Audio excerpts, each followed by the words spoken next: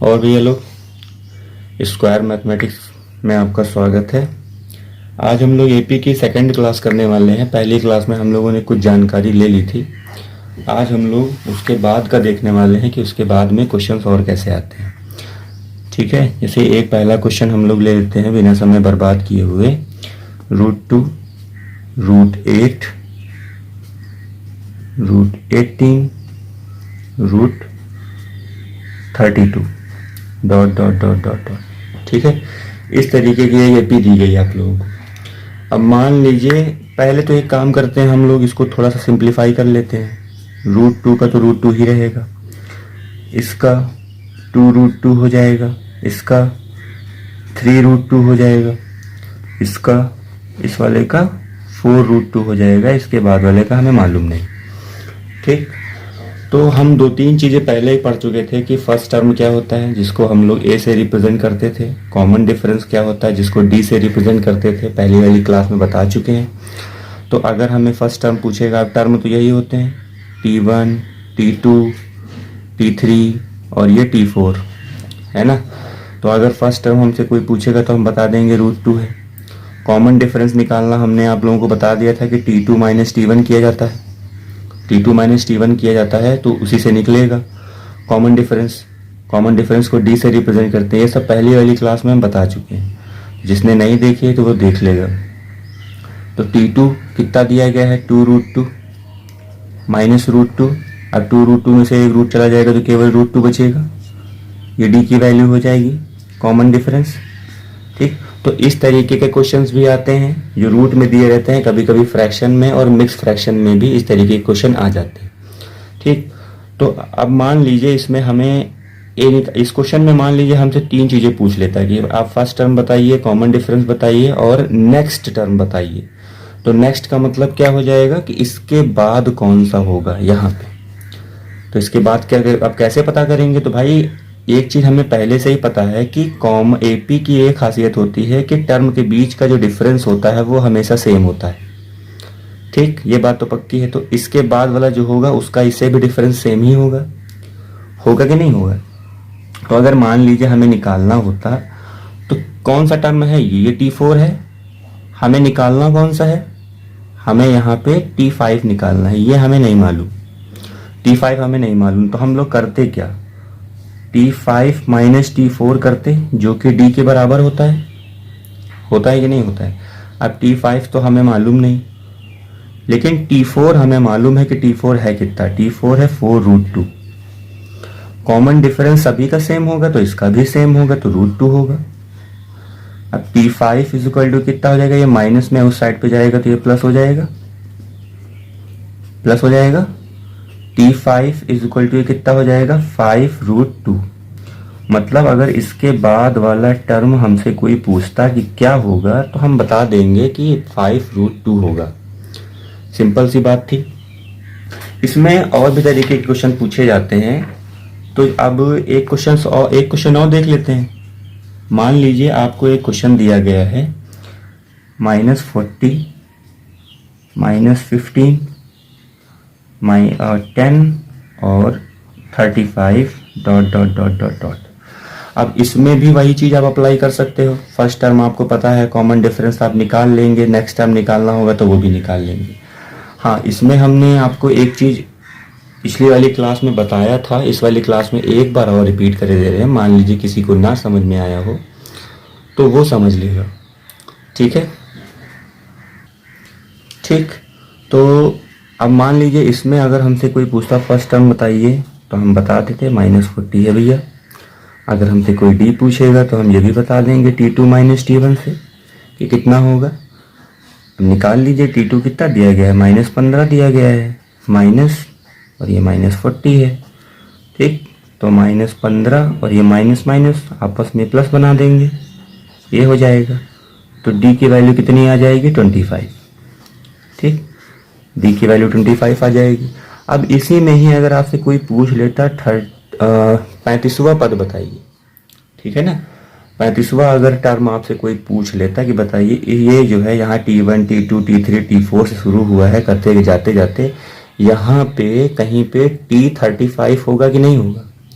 तो उसकी वैल्यू क्या होगी, तो उसकी वैल्यू निकालने के लिए हमने आपको सिंपल सा फॉर्मूला बताया था, t n is equal to a plus n minus one और डी, यही तो बताया था। तो यही तो नंबर ऑफ टर्म होते हैं भाई। हमसे इतनी समय 35 पूछा है तो हम 35 निकाल लेंगे, हमसे और कुछ पूछता तो हम और कुछ भी निकाल सकते हैं। तो ए की वैल्यू कितनी है, ए की वैल्यू -40 प्लस एन की वैल्यू 35 -1 और डी की वैल्यू है आपकी 25। ठीक है, तो ये 40 हो जाएगा प्लस 35 और ये 34 हो जाएगा, ये 25 हो जाएगा। ठीक है, तो 34 और 25 हो जाएगा। अब मान लीजिए हम इसको अगर मल्टीप्लाई करेंगे तो आएगा 850, 850 आएगा, प्लस माइनस माइनस हो जाएगा तो टी 35 की वैल्यू कितनी आ जाएगी यहाँ पे 810। तो इस तरीका का भाई हम इस तरीके का भी हमने एक क्वेश्चन आपको बताया हुआ था पहले भी, लेकिन एक रिवीजन करने के लिए केवल बताया है। ठीक है, इसके बाद के अभी और एक क्वेश्चन देखते हैं। तो आइए एक क्वेश्चन देख लेते हैं इसी का ही। इसमें देख लेते हैं कि फ्रैक्शन में और मिक्स फ्रैक्शन में इस तरीके के क्वेश्चन कैसे होंगे। 7 3/4, 9 1/2, 11 1/4। ठीक है, अब इसमें हमें जो फाइंड करना है वो 37th टर्म फाइंड करना है। ठीक, 37th टर्म हमें फाइंड करना है। तो हमें 2-3 चीज़ें पहले से ही पता है। फर्स्ट टर्म हमारा क्या है, 6 है। डी हमें निकालना होगा तो T2 माइनस T1 से निकालेंगे। अब देख लिए ये एक होल नंबर दिया गया है, लेकिन ये सारे के सारे मिक्स फ्रैक्शन में है, तो इनको मिक्स फ्रैक्शन से फ्रैक्शन में पहले कन्वर्ट कर लीजिए। एक एपी यहाँ पे एक दूसरी और नई बना दे रहे हैं, ठीक है ना। तो मैं चेंज कर लेता हूँ फिर आपको दिखाता हूँ। तो इसको हमने क्या किया, इसको मिक्स फ्रैक्शंस में सबको फ्रैक्शंस में हमने कन्वर्ट कर लिया। ठीक, इसके आगे टर्म बहुत सारे दिए गए होंगे। अब इसमें हमें क्या करना है, 37th टर्म निकालना है। तो ए हमें पहले से ही पता था कि 6 है। डी अगर हमें निकालना होगा तो हम कैसे निकालेंगे, T2 माइनस T1 से, तो मतलब 31/4 माइनस 6। इसके नीचे कुछ नहीं तो 1 मान लो, एलसीएम ले लो। ठीक, तो ये कितना आ जाएगा आपका 7/4, मतलब डी की वैल्यू कितनी हो जाएगी 7/4 हो जाएगी। अब मान लीजिए हमें इसमें 37th टर्म निकालना है, तो वही फिर से फॉर्मूला यूज करेंगे, t n is equal to a plus n minus 1 और डी। ठीक, तो 37 हो जाएगा यहाँ पे। ए की वैल्यू कितनी है 6 है, एन की वैल्यू 37 माइनस 1 हो जाएगी और डी की वैल्यू 7/4 हो जाएगी। कोई दिक्कत नहीं। 6 प्लस 36 इंटू 7/4, ये 4 से कट जाएगा। 6 प्लस 9 इंटू 7 हो जाएगा, ये 4 से कट जाएगा। ठीक है, तो 6 प्लस 63 हो जाएगा और 63 और 6 कितना हो जाएगा 69। मतलब अगर T37 अगर हमसे इसमें निकालना होता, हमें किसी ने पूछा होता तो हम बोल देते कि 69 आएगा। ठीक है, 69 आएगा। एक क्वेश्चन और आज एक टाइप का और सीख लेते हैं, 2 टाइप के और सीख लेते हैं, उसके बाद फिर देखते हैं। अब आप लोग देखिए, आपके सामने हमने यहाँ पे एक एपी की सीरीज रखी है। इसके पिछले वाली क्लास में जब nth टर्म दिया रहता था तो हम लोग एक सीरीज बनाते थे, और अगर हमें सीरीज दे दी गई हो और आपसे nth टर्म पूछ लेगा तो फिर आप कैसे बनाएंगे। अब अगर हमें nth टर्म दिया रहता था तो हम लोग क्या करते थे, हम लोग करते थे कि अगर मान लीजिए इस तरीके से हमें कुछ दिया गया है, मान लेते हैं कुछ भी 5 माइनस n करके दिया गया, तो हम लोग n की जगह पे 1 2 3 ऐसे करके पुट करते थे, है ना। ऐसे तो करके पुट करते थे हम लोग। तो इसमें क्या करेंगे, अब फर्स्ट टर्म आपको मालूम ही है, कितना है 5 है। डी की वैल्यू T2 माइनस T1 से निकाल ही लेंगे। अब इतने तो सीख ही गए होंगे, 11 माइनस 5 कितना आ जाएगा 6। अब हमें Tn तो पता ही नहीं है कि ये कहाँ तक गया है, नंबर ऑफ टर्म ही हमें बताने हैं। ठीक है ना, हमें नंबर ऑफ टर्म ही हमें क्या करने हैं, हमें बताने हैं इसमें। तो फॉर्मूला वही लगेगा, t n is equal to a plus n minus one d. ठीक है ना, टी एन हमें मालूम नहीं है, ए हमें मालूम है, ए हमारा 5 है। ठीक, एन माइनस वन, एन हमें पता ही नहीं है कि कितने नंबर ऑफ टर्म है, तो हम कैसे बता देंगे, 6 हो गया। तो t n is equal to कितना हो जाएगा, 5 प्लस 6 एन माइनस 6। तो t n is equal to कितना हो जाएगा, 6n माइनस 1। मतलब अगर हमें nth टर्म पता नहीं है और एक सीरीज दे दी गई है, तो हम लोग उससे एक nth टर्म वाली, मतलब इस तरीके से एक इक्वेशन बना सकते हैं। और अगर इस तरीके से दी जाती है, जैसे कि हमने पिछली वाली वीडियो में बताया भी था, तो n की जगह पे 1 2 3 4 पुट करके हम लोग एक सीरीज बना लेते हैं।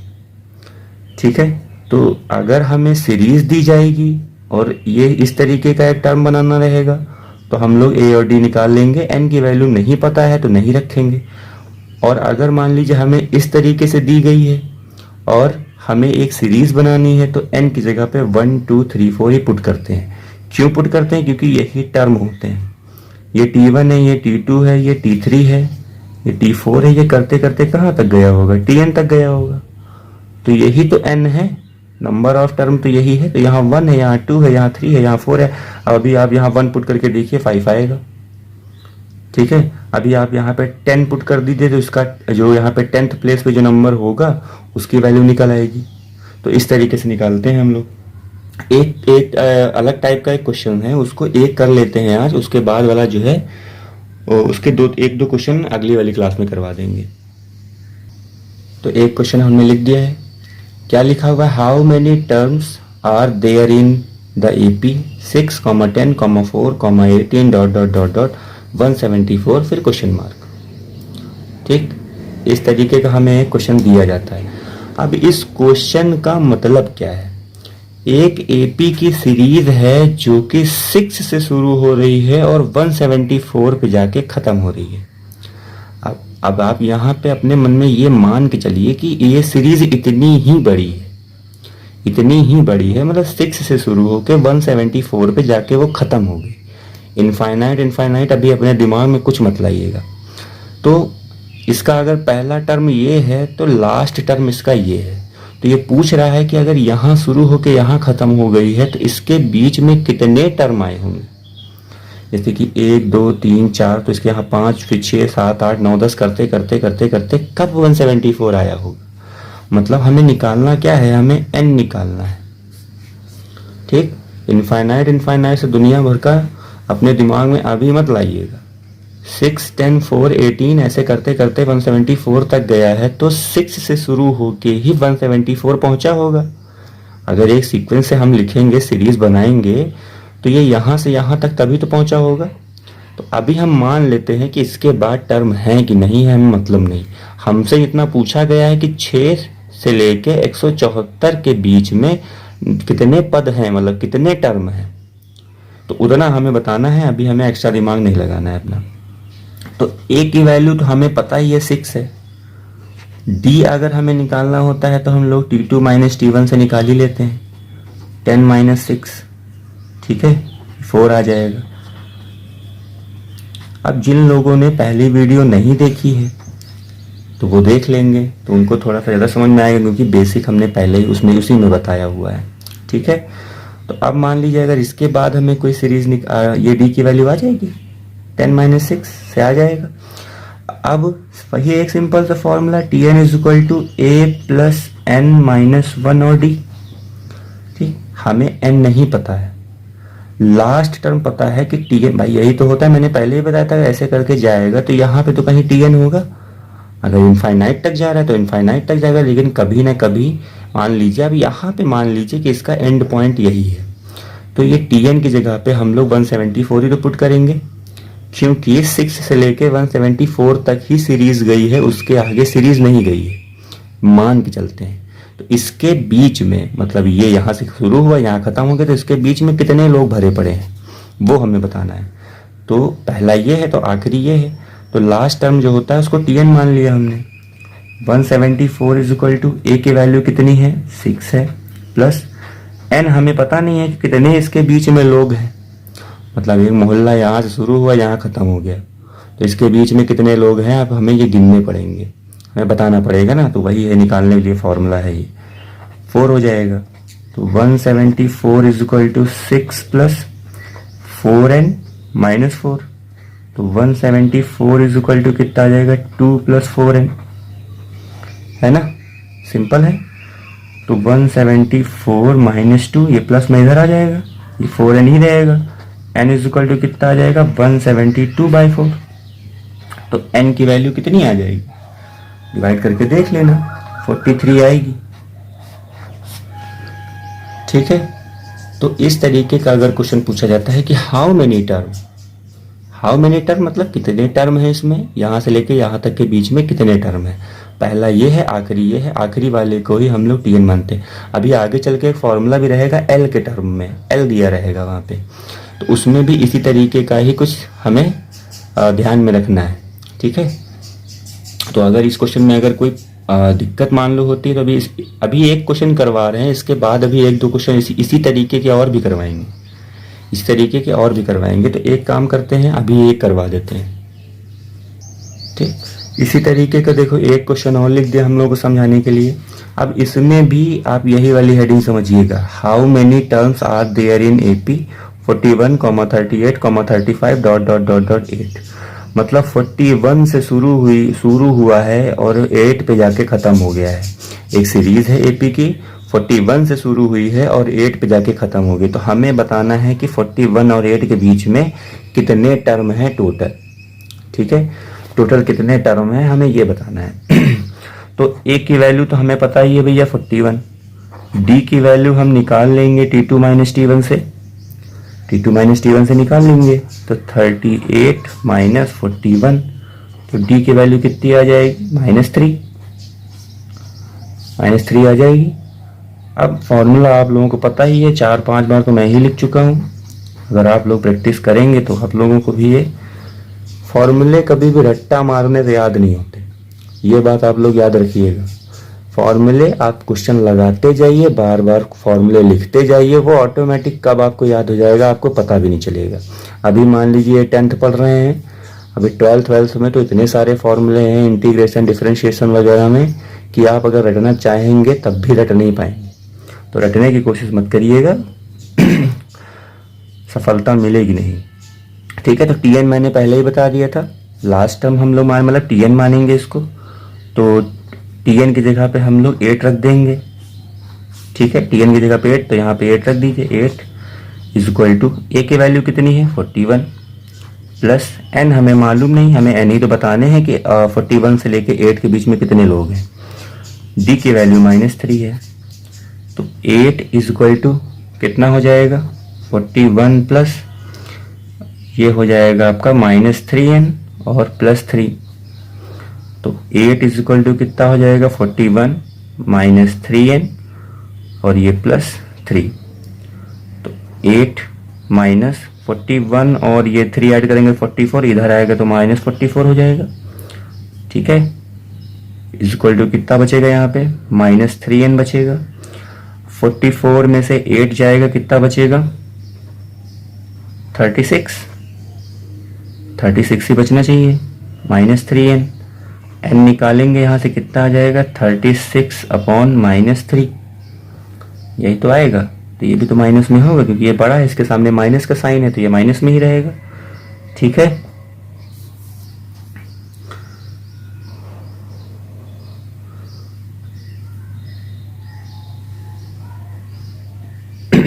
ठीक है, तो ये 44 में से 8 गया, -36 बचा, यहाँ -3n था, हमने n यहाँ पर रोक लिया, -3n को यहाँ भेज दिया। ठीक है, अब ये माइनस से माइनस तो कट जाएगा, n की वैल्यू कितनी आएगी 12। तो अगर इस तरीके का क्वेश्चन आपको पूछा जाता है तो 1-2 क्वेश्चन तो मान लीजिए मैंने बता ही दिए हैं, बाकी के अगर आपको नहीं आ रहे तो आप अपने घर पे एक बार लगा के देखिए। ठीक है, क्वेश्चन लगाने से ही आएंगे, ऐसे नहीं आएंगे। ठीक, तो आज की क्लास में इतना ही रखते हैं, इसके आगे वाली क्लास में हम आपको थोड़ा और इसी टाइप के 1-2 क्वेश्चन और बता देंगे। वीडियो अच्छी लगी हो तो बिंदास उसको लाइक मारिए, अपने दोस्तों को भी शेयर करिए। बहुत बहुत धन्यवाद।